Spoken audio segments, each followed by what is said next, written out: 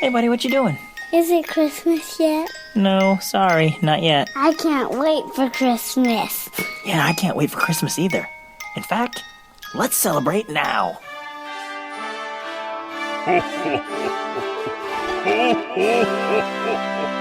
Welcome to the Can't Wait for Christmas podcast.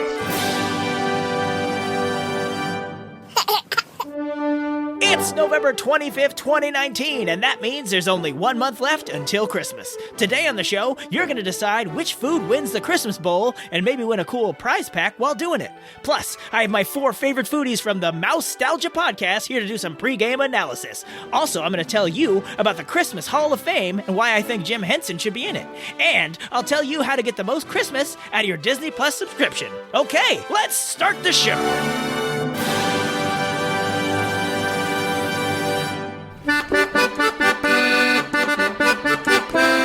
Greetings, Yule Believers! Welcome to another edition of the Can't Wait for Christmas podcast, the podcast voted best ever Christmas podcast by my mom. What a festive November it's been, what with Christmas Con, the Great Dickens Fair, and it's not even Thanksgiving yet. It's a big day here on the show. We're down to the final 3 contestants in the Christmas Bowl, and we've got the whole gang from Mousetalgia here to talk about them, and a chance for you to win a cool prize bundle from Bortique and the Can't Wait for Christmas podcast store. But before we get to any of that, I think we need a little Christmas now. We need a little Christmas now.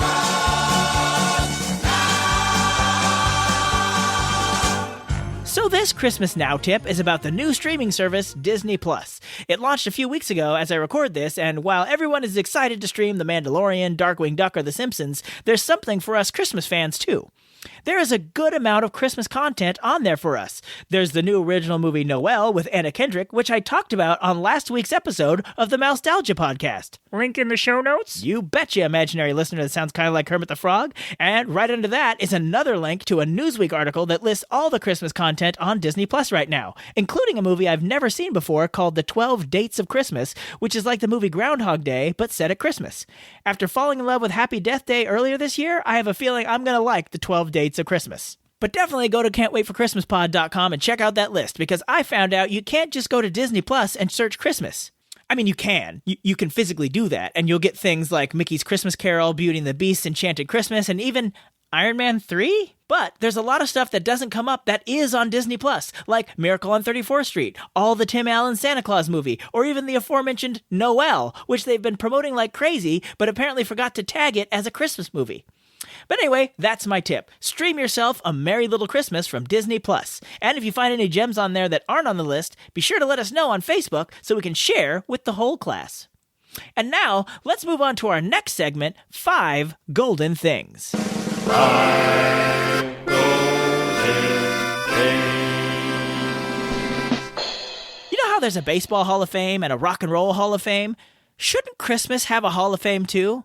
Well, that's where our friend Jeff Westover from MyMerryChristmas.com comes in. This Thanksgiving, Jeff is launching ChristmasHallOfFame.net, a place where people from all over the world can nominate their favorite Christmas legends for a chance to be inducted into the Christmas Hall of Fame. Jeff actually posted about this a little while ago on the My Merry forums, and I had a great idea for someone who should go in the hall. And that, of course, would be me, right? Bing Crosby, Mr. White Christmas himself. No, alleged ghost of Bing Crosby, not you. Are you ever going to do a segment about old Bing? I promise, but this is Muppet-vember. That's not a thing. It is on this podcast, Buster Boo. Ever since our first November episode back in 2015, we've always talked about something to do with the Muppets every November.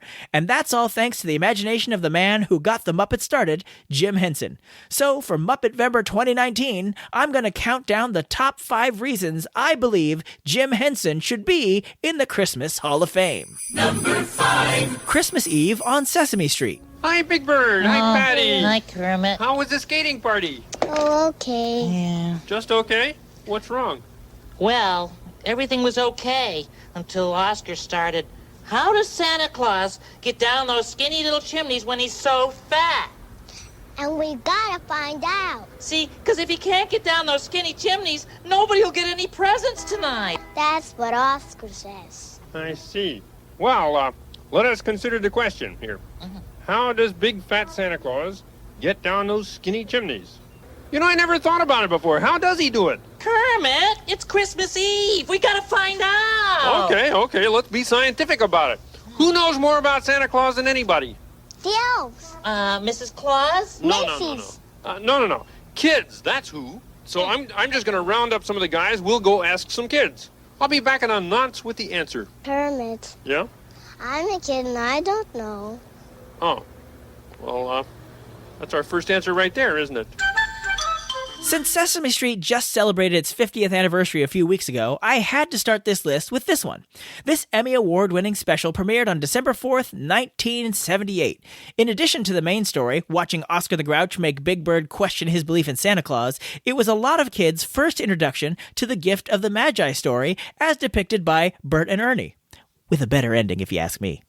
Now, this doesn't loom large over Christmas like a lot of specials do, but this definitely had an impact. Number 4. The Christmas Toy. Anyway, we're in the house of the Jones family. Mr. and Mrs. Jones, Molly, the eldest daughter, the little guys, Jamie and Jesse, and of course, Ouija, the family cat. But this story is not about them. It's about what goes on in this room when the Joneses aren't looking. Because this is the children's playroom where all their toys are kept, including one that belongs to Ouija the cat. Now, over here is Apple, and let's see. Up here is Rugby Tiger. You know, little Jamie was sure thrilled when she got him as a gift last Christmas. But I tell you what, I'm going to head back to my place now. So why don't you just sit back and watch what these toys do just as soon as I leave the room. Sadly, this one doesn't get nearly enough attention anymore. It's a victim of the Walt Disney Company buying the Muppets, which is a problem since Kermit the Frog does the intro for this and sings in the final number. Unfortunately, the special itself is owned by the Henson Company, so they can't show the beginning and the end. I think that may be why it doesn't get the love that another special on this list gets, but it definitely made its mark not only on Christmas, but on pop culture in general. It's the story of a bunch of toys that come to life when kids leave the room. The child's favorite toy feels threatened when a child gets a new space toy that doesn't even know it's a toy. Hey, wait. Isn't that the plot of Toy Story? Exactly right, Ghost Bing. Wait, why would a ghost watch Toy Story? I got a lot of time on my hands, baby. I'm a ghost. It's not like I need to go to work, go to sleep, or even eat. Fair enough. But my point is, the plot of Toy Story is so similar to the Christmas toy that you know Pixar must have been influenced by it. Number 3. Muppet Family Christmas. Hey, everybody, come here. Hey, everybody, quiet. My mother has an announcement. Thank you, Fozzie. I'd like to welcome you all here. You are all here, aren't you? Oh, good, because I'm afraid we're running out of room. 2 of you will have to sleep hung on hangers on a hook on the wall. What a fabulous idea! Love hanger. That's the only way animal ever sleeps, man. See, Mom, I told you it'd be easy. They're weirdos, Fozzie. Yeah? But they're nice weirdos. Yeah. This is a special that started our Muppet-Vember tradition back in 2015. We did a whole episode on this one because it was the Avengers Endgame of the Hensonverse. You've got the Muppets, Sesame Street, Fraggle Rock, and even Muppet Babies coming together for an epic Christmas crossover.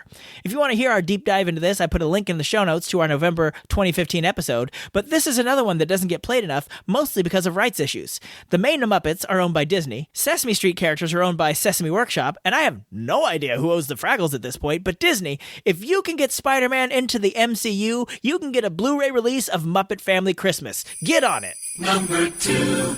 Emmett Otter's Jug Band Christmas. Hi all, this is Kermit the Frog, and I'm here to tell you the story about Emmett Otter's... That's Emmett Otter's Jug Band Christmas. It's a good thing I didn't damage the sign here. You'll notice that it points the way to Frogtown Hollow. That's where Emmett and his ma live.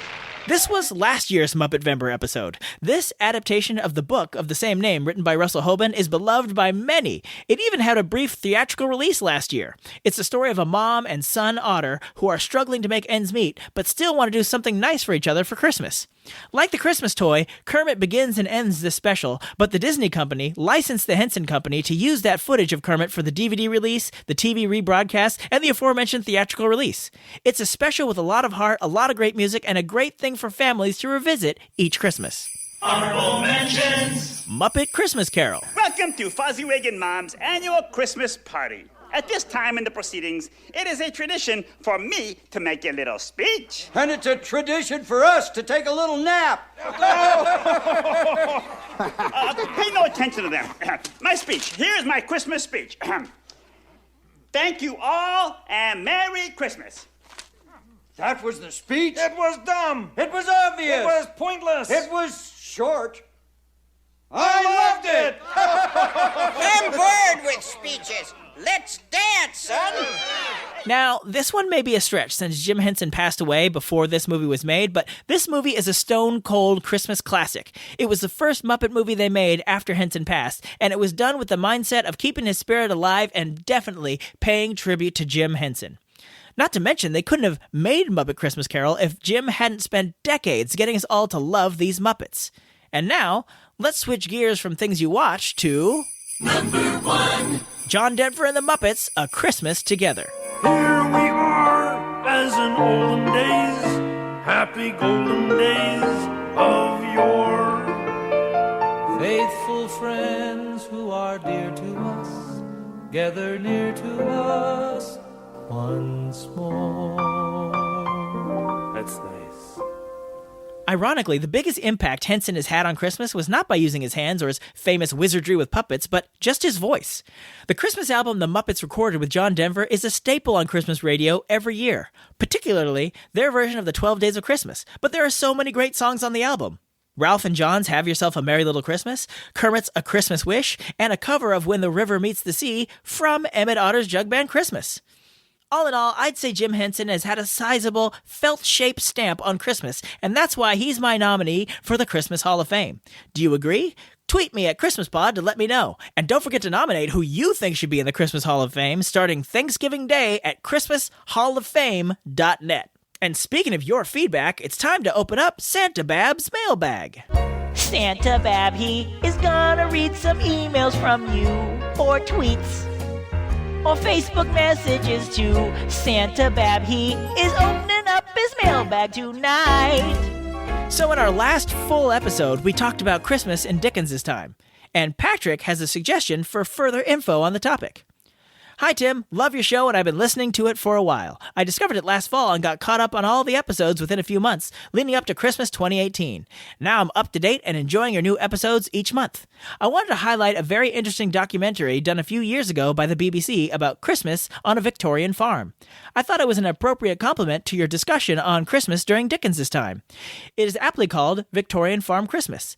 Information about the 3-part documentary is available on BBC's site, and he includes a link, and I'll put that in the show notes. And you can easily find this documentary on YouTube. I was really impressed by it when I saw it, and I've watched it again a few times. Anyway, congrats on putting together a wonderfully entertaining, informative, and creative episode each month. I always look forward to my commute on the 25th. Keep up the excellent work. Well, thank you very much, Patrick. And I actually saw that documentary in the search results when I was looking for background info on a Victorian Christmas, but I didn't realize it was a documentary. I thought it was like a movie or a miniseries. Now I regret not watching it before I did that episode. But thanks for letting me know. At least I can circle back and watch it now. So thanks, Patrick. Oh, and speaking of the BBC and Patrick's, trust me, this goofy segue will make sense in a second. We also got a comment from Art who said, I'd be interested in hearing more of that interview with Patrick Stewart you played a clip from. Where did you find it? I love hearing people talk about my favorite story, and Stewart has an amazing one-man show of the Carol.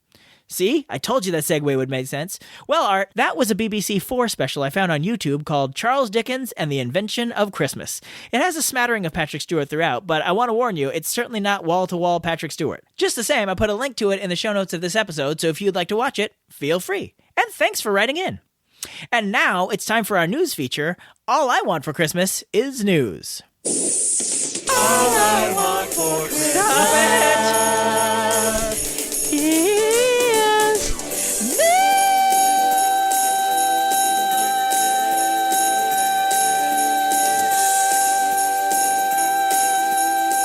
Stop! Sorry, why do people like this?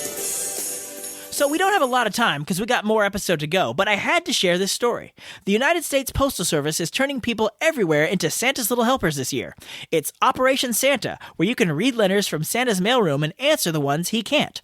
According to CNN News Source, all over the country, kids will send letters to Santa asking for everything from toys to basics like a warm coat or shoes, and you can make their Christmas wish come true. Starting Monday, which is today, the day this episode drops, letters to Santa from low-income kids are available for adoption online. Basically, you go to the USPS website, which I'll link in the show notes, and you can choose a letter from a low-income kid and help Santa make their wish come true. I just thought this was an awfully nice thing, and I know there are plenty of people with big hearts who listen to this, and they probably want to help, so I thought I would boost the signal of Operation Santa in my own small way. So if you can help, I encourage you to. And now an extra special word from one of the other podcasts in the Christmas Podcast Network. Well, I am here at the Great Dickens Fair in Daly City, California with Brian Earl of Christmas Past, and we've just finished recording a successful live taping of Christmas Past. How do you think it went, Brian? I think it went great, Tim. There was a great crowd here, a lot of people in festive attire. We heard some great music, we played some trivia games, and we got a chance to meet the executive director of the fair. Now, we're going to be able to hear this episode for people who weren't there on Christmas Past. Where can people find that? Yep, Christmas Past is wherever you find your podcast, and this episode is due to come out the first week in December. So keep an eye out for that episode of Christmas Past and all the shows in the Christmas Podcast Network by going to ChristmasPodcastNetwork.com. And now, Feast fans, it's the time you've all been waiting for. It's the road to the Christmas Bowl.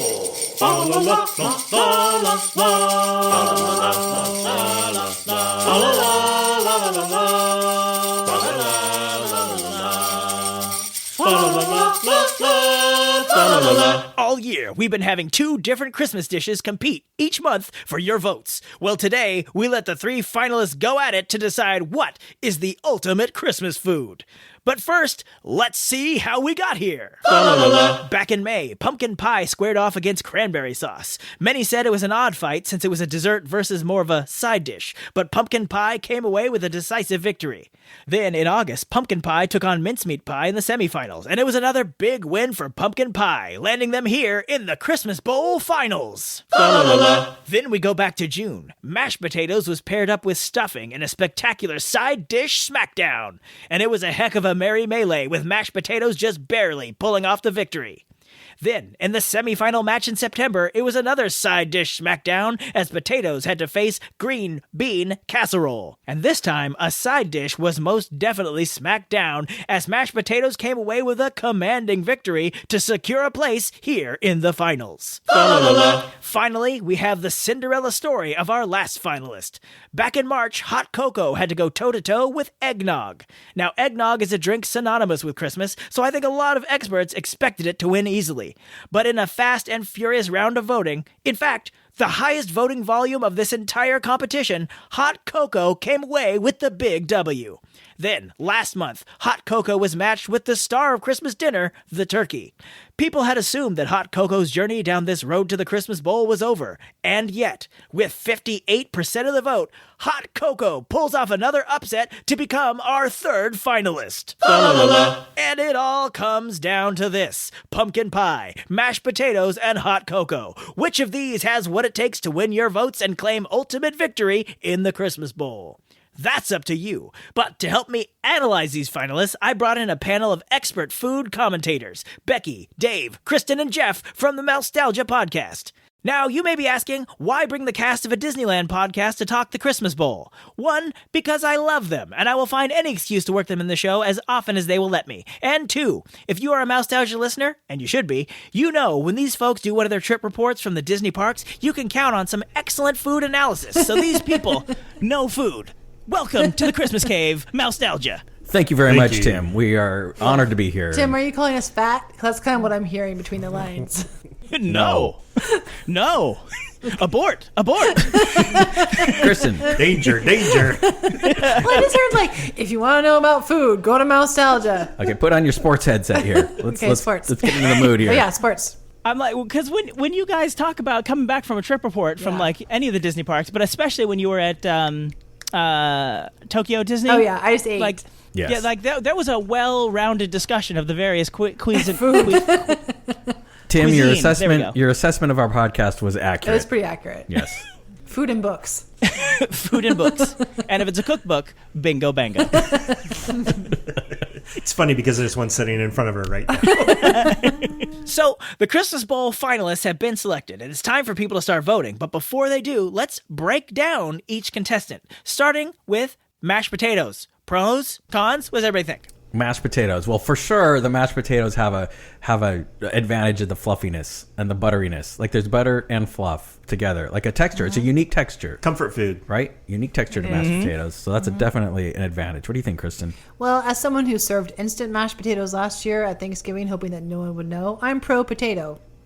Because sometimes, because they are very flexible. Like sometimes you can pull out the instant, and if you do it right, with real you be careful. Costco has a good brand, and Costco has like the real potato brand. Yeah. Like they call them real potatoes. I don't know how they're different from other instant potatoes, but they're pretty good. And if you mix them like ahead of time when no one sees and reheat them, so the reheated instant mashed potatoes, double baked, double thumbs up. Yeah. You know, the mashed potato always brings its A game to the holiday dinner, doesn't it? That's absolutely true. And you know what I really appreciate is how the mashed potato can effectively mop the plate That's of right. the holiday dinner. Picking up all the sauces, just dropping them in the mouth. I love that assessment. Mashed potatoes, brilliant. that's an extra plus there. Like you use that. You use it at the end. Like put another spoon of mashed potatoes there, scoop it around. Yeah. Your plate is almost ready for the dishwasher. You're calling it the great unifier, essentially. Well, it's also kind of part of the special teams group, so really bring it exactly. in. You never know when you're going to bring that in. So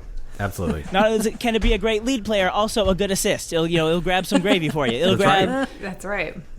All right, next finalist. Let's talk pumpkin pie. Going from a side dish to a dessert. Your thoughts? Chilled, not warm. Chilled, not warm. Well, I don't know. Really? So there are two different... Yes. Warm is wrong. That's interesting. Because I usually have pumpkin pie out of the oven. Oh, no. Oh, no? No, only way to have pumpkin pie is chilled. If it's warm, leave it alone. Chilled, eat it down. That didn't rhyme. I tried. Yeah, that's a good call because you also want to put some whipped cream on top, and you don't want it to necessarily. If it's warm, it melts. Then you get this pumpkin soup, which I don't think anybody wants. Quick round table. Like, what temperature do you eat at? I ate chilled. Jeff, you eat it warm. Warm, yeah, for sure. Dave, I've had it both ways, and I think I prefer chilled. Becky, if I'm gonna eat it, I'm gonna eat it chilled. Tim. I feel like it just ends up at room temperature because it's sitting out through the entire meal. Let's be honest. Most holiday desserts are room temperature by the time you eat them, unless they're going to melt. Then they stay cold. So I guess I'm kind of splitting the difference, sitting the fence. Okay. Fair enough. Yeah, I don't know. The pros of the pumpkin pie, again, very specific dessert, right? When are you going to have pumpkin pie? Usually Thanksgiving or Christmas. Like you rarely have for my birthday, I'm going to have pumpkin pie, right? We have pumpkin pie year round at our house made with coconut milk. There's so many things wrong with what you just said. I'm so sad. I don't even know where to start. No, it's so good with coconut milk, you guys. Give it a chance. Like you make it with coconut milk? Yeah. Or you drink coconut milk while you instead of eat evaporated milk, you make it with coconut milk. Interesting. So then it can be vegan. Is that a plus or a pro or a con? It's really good. It makes it extra creamy. All right. And I feel too when you have pumpkin pie and it gets kind of like gloopy. Sometimes what's this little glob? Like the surprise pumpkin glob. The coconut milk just takes that out. Well, you got to make it right so that never happens. Right? I was like, I find it. I just go to the store and grab the thing that says pumpkin pie with a pumpkin pie in it. Wait, and I'm you out the buy door. pre-made? Yes. Yes. What am I, Gordon Ramsay over here? I ain't got this kind of time. Is that why Marie Callender's I love the look still of in shock business? on Kristen's face. Well, Marie Callender's is a separate instance because it's kind of like a homemade pie from a restaurant. No, it's not. It kind of is. Is there a reason they're still in business? Marie Callender's I got a pies? secret for you all. Yeah. All those pies are made by somebody. By a It's not machine. just a robot they're somewhere. Bleep, all blorp, made. make the pies. Yeah. No, a soulless machine made that pie, and I can taste the lack of love. There's no homemade crust there. If there's a hairnet involved, you're not going to eat it? No. I refuse to eat any pie that was made by a machine because it takes away jobs from the American worker, which is me. Job security. When was the last time you baked a pie for money? Well, I mean, if you think about that's my job at the house is pie baker. But wait, aren't the pies that are getting made being made by people for money? Machines So make by those making pies. it yourself, you're taking away jobs from people who are making pies. You're taking away jobs from the people who make the machines that make the pies. How we got off the main topic of is pie going to win? Pumpkin pie is going to win the whole thing. I don't know. Pumpkin pie has a lot of struggles right now. What? It's struggling to compete here, even with our conversation. Okay, first of all, it's a vegetable, so you can have it for breakfast. A pumpkin is not a vegetable. It's a squash. It's a vegetable. Isn't it a it's gonna- berry? What? Excuse What me? just happened? I don't Have really you think a seen pumpkin is a squash. Berry the size of your head? Yeah, please Google that, Becky. A pumpkin is a squash, you guys. It's they sell them with squash. I'm It's not a squash. convinced that it's an actual Tim, squash. what is a pumpkin? Well, Becky's It's almost in the got it. squash family, but I don't remember what the name It's of not a that. berry. Is it in the gourd family? Gourd, thank you. Is it So a that's gourd? a vegetable, so you can See, have that's it why in you bring any in the meal. experts. A gourd is not a vegetable. It's a decorative item. That is not true. We eat butternut squash all the time in our house. Okay, when was the last time you bought a pumpkin not for a decorative item? My mom did that once. It was a horrible mistake. Yeah, I like know. homemade pumpkin pie from a real pumpkin. It Even was the awful. seeds that you try to make, they always taste better when someone else makes them than when I make them. Yeah, well, because you're not a good cook. Yeah, that's true. Yikes. Well, it's factual. Shots Everyone fired. knows. This is how it goes in these sports shows. People get kind of catty. I mean, yeah, they do get kind of sassy on these sports shows. Tim, I'm just calling it now. Pumpkin pie for the win. It's the Are best you one. serious? All right, Controversial opinion. save your Why final don't you- judgments for the end. Becky, you don't love get ahead it? of us. I'm calling a technical foul. I know. Kristen, 5 yards back. Personal foul, 5 yards. The first commentators are giving each other fouls. This is the best kind of sports program. Double dribble, 5 for fighting. I like that for fighting. I just like the two of the four Mousetalgias are on their phone looking at pumpkins. Like, what are they? It's a fruit, a pumpkin- according to the internet. It's a fruit? A pumpkin is Oh. technically a berry. Defined Yeah. as a Oh, simple yeah. fleshy fruit that usually has many seeds, the word berry Yeah. actually encompasses a whole lot more than you may have previously It thought. is not a berry. Thank you, country living. What? It is a berry. A pumpkin is a berry. The reason I said that is because it's stuck in my brain because it's such a ridiculous fact. You can't put a pumpkin in those little green baskets on the side of the road. It has to I mean, you fit could in the put- green you basket could to put be one. a berry. Okay. Not even one. It would just, could you imagine to squash it? It'd be so Don't sad. put the pumpkin in a box. No, not a That's squash, not a nice.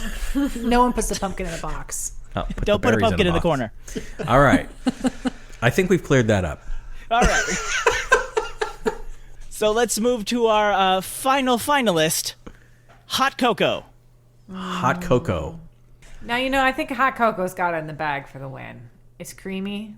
It's chocolatey. It can be spiced up or spiced down. You can put a little cinnamon in it. You can put a little salt in You it. put a little Baileys in it. You know, Baileys. you almost described it in, except for with few exceptions, the mashed potato benefits. I know. So the mashed potatoes and the hot chocolate are like neck and They're neck both here. solid Yes. team And you players. could probably put some vodka on some mashed potatoes. I You mean, they're made probably from actually potatoes, right? could. Well, potatoes and vodka. Potatoes and vodka. You know. There can be some infusions into mashed potatoes. So that's something But new we Becky, could come up with right now. Milk or water? You gotta go milk. Okay. Oh, for hot chocolate? Yeah. Yeah, or even creamier than milk, maybe sometimes. Yeah. Yeah, some cream. If you're really going for the win, abuelita in the blender. We're all San Jose people here. Are you guys fans of the snowman hot chocolate at Christmas in the Oh, Park holy down there? cow! It's even, Oh, yes. it's loaded with candy That's canes good. and marshmallows and whiped cream and sprinkles. I know. That Yeah, at is that point, hot the hot chocolate is just kind of like a side attraction to everything else most. going on inside that cup. So, and isn't it like $8 for the scoop? Yes. of But hot it's chocolate? worth it. Yeah, and it's a bargain. So that's probably why hot chocolate is versatile. Hot chocolate is the versatile player on It the field is. here. It So is. boy, oh boy, You This can is dress really it up tough. or dress it down. Is it a drink or a dessert? That's why I'm telling you, Maybe like it's the hot both. chocolate and the mashed potatoes are neck and neck. That's I going to think be a you're really right. tough call. But the hot cocoa can't clean up the plate. You Like you put cannot. that on a plate, it's just a big It's mess. just- But it can complete the meal. Some people maybe they don't feel like finished until they taste that. Like the last thing they have the flavor is the chocolate. Depending on what's in the wash hot that chocolate. down that whole dinner. Yeah. Depending on what's in the hot chocolate, you may not care about the plate.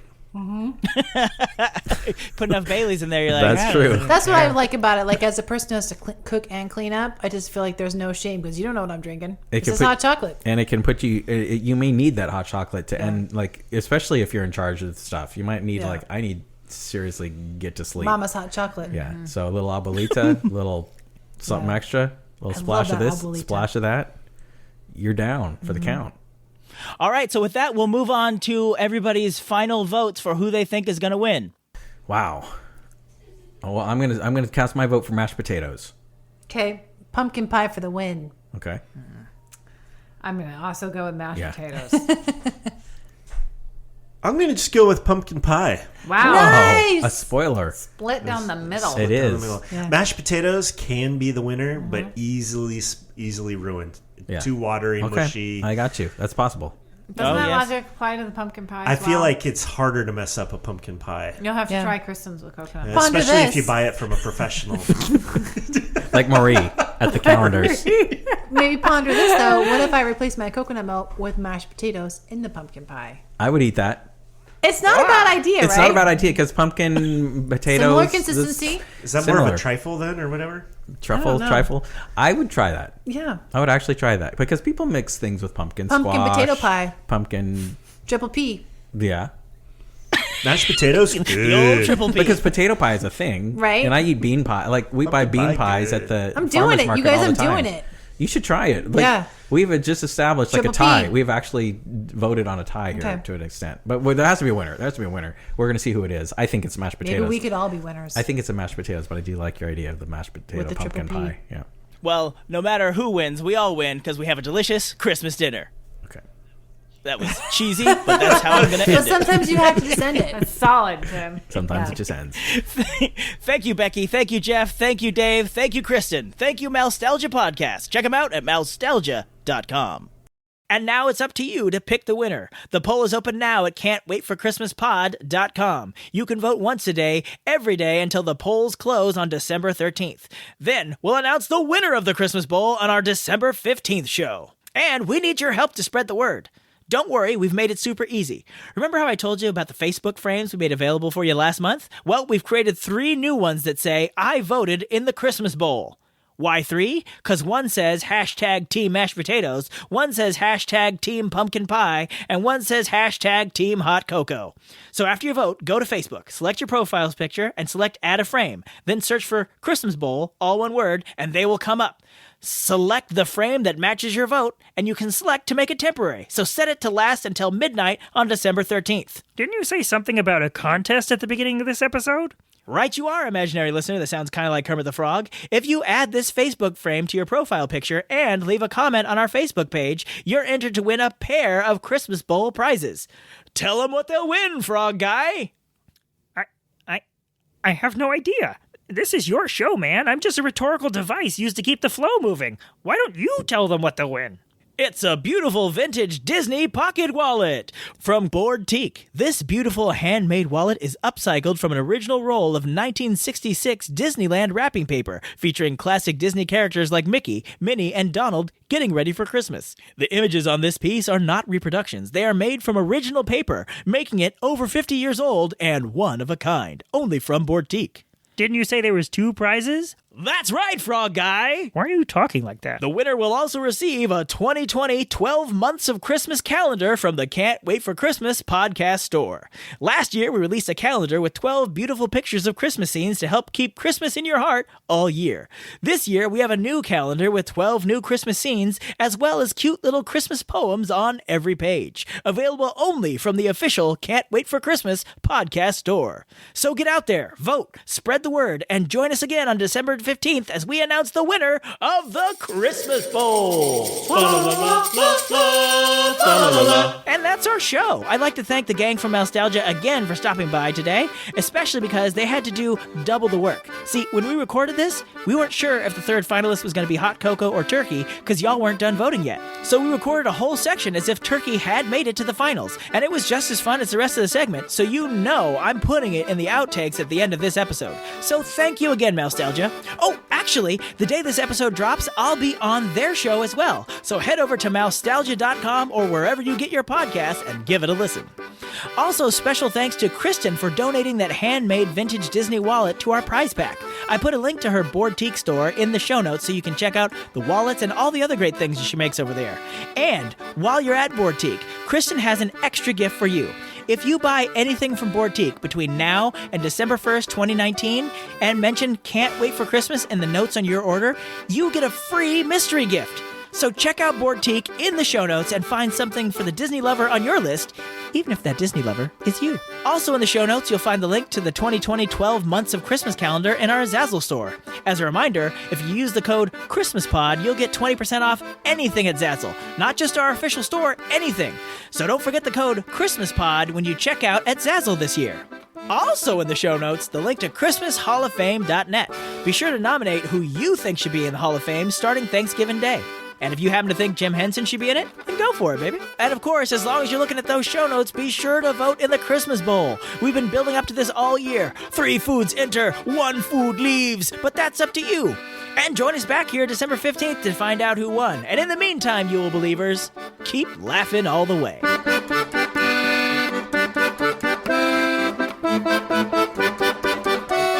And that was Christmas 1983. Actually, Dad, it's 2019. Oh. Ho, ho, ho. Thank you for listening to the Can't Wait for Christmas podcast. If you like what you hear, please subscribe to us on iTunes, or we're available on Stitcher and Google Play as well. If you'd like to leave a comment on this or any episode, go to our official website at can'twaitforchristmaspod.com. While you're there, you'll find a link to our official Zazzle store, where you can grab customizable t-shirts, ornaments, bumper stickers, and all sorts of other Christmas merchandise all year long. You can also connect with us on our Facebook page, facebook.com/can'twaitforchristmaspod. Or on Twitter, we are @ChristmasPod. Or you could always send us an email directly at christmas@tancast.com. The Can't Wait for Christmas podcast is part of the Tancast Podcast Network. We Wish You a Merry Christmas was performed by the United States Marine Corps Band, and this amazing version of Jingle Bells on the accordion was performed by the wonderful and talented Kristen Nowicki. All other music and sounds used in this episode are the properties of their individual copyright holders, and no infringement is intended. Okay, boys, did I forget anything? God blesses everyone. Ho, ho, ho!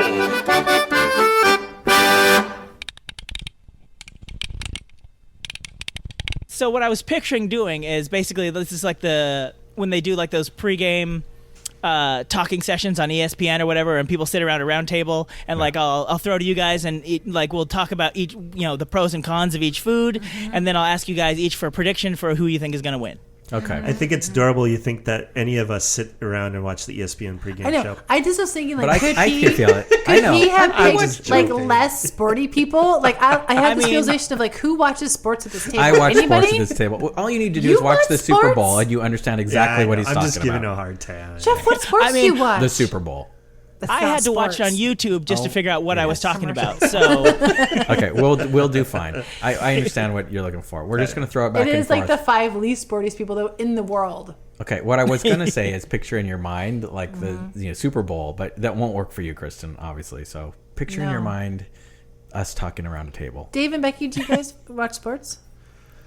We watch some hockey. I enjoy watching sports. Okay, but do you watch But them? not anymore. I don't. Okay. Like, if Dave was the type of man who watched sports, that would be all we did. Yeah, but he's not that guy. But he's not that guy. We can watch sports. Oh, no. I'm not trying to start a fight. Oh, no. Oh, what have we touched off? Sorry, guys. If it was I at just all ruined your possible for segment. me to watch sports, I wouldn't be able to tear myself away from the television. If it wasn't have like the IT crowd repeats on loop, we could watch. Dave is a very interesting and varied Of person. course he is. He doesn't have a lot of time in his life to watch sports because he has so many other wide interests. Becky, which I've never makes once him- ever heard you mention I wish there were more sports in my life. No one ever says that. But we'll watch hockey. We watched all the playoffs for we the love Sharks that. last year. Yeah. I know where we're headed with this. Yeah, Okay. it's all good. All right, so with that, we'll move on to everybody's final votes for who they think is going to win. Okay, not actually. We're actually going to I'm going to reset again, and our final thing is going to be turkey this time. So we're going to pretend like we didn't say anything about hot cocoa. Yep, got it. And start all the way over again. Sorry.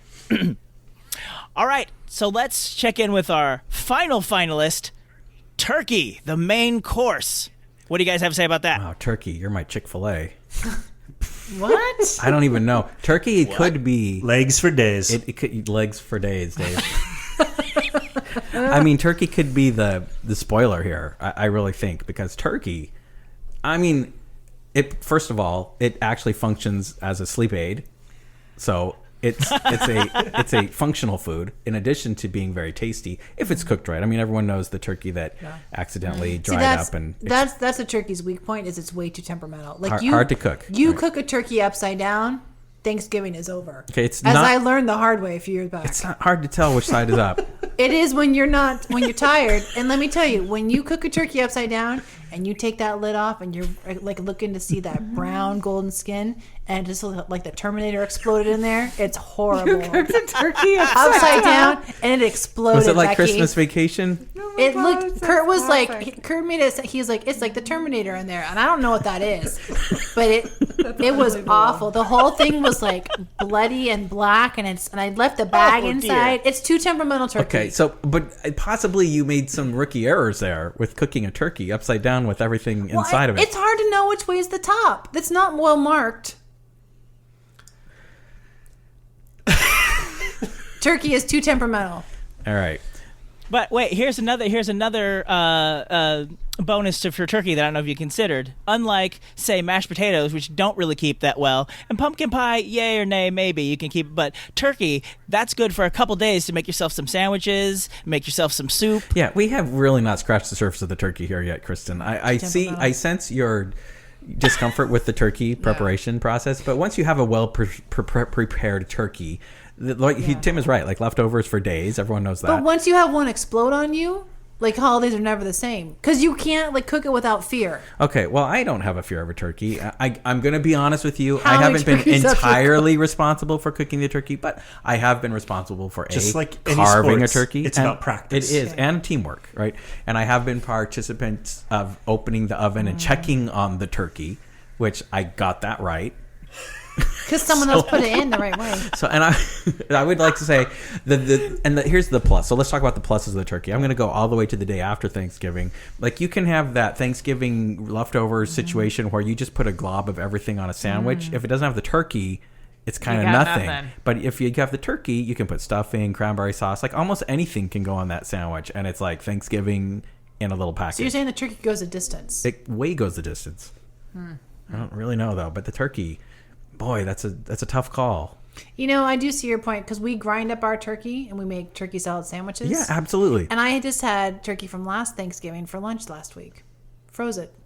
Nice. It lasted you a year. I was like, I think that might have expired. But you said it was I froze it. Defrosted it. It was delightful. That is good. Like a year's worth of turkey you had. Yeah. Plus, turkey goes on sale after Thanksgiving, and so you can get like a $10 turkey, cook it up, freeze it. You got turkey all year. We're going to have to go back to a replay on that. Legs for days. Like Dave says. I don't think we've heard Becky weigh in yet on the turkey. Well, I would like to give Becky the floor.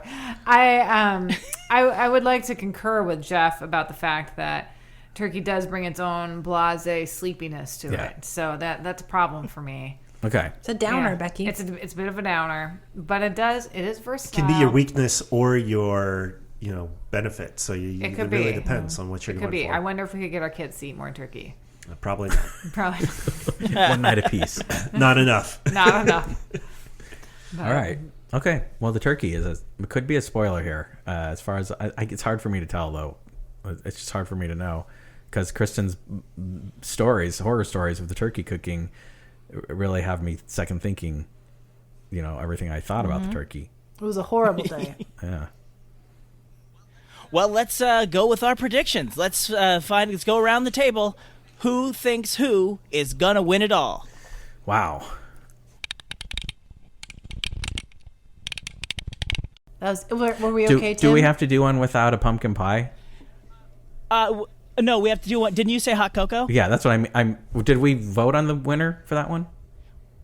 We all ran around the table, and didn't you say hot cocoa? Somebody did. I think we kind of came to that conclusion. I don't know that we actually. No, nobody chose it. We didn't do Becky and Dave took potatoes, and Dave and I took pie.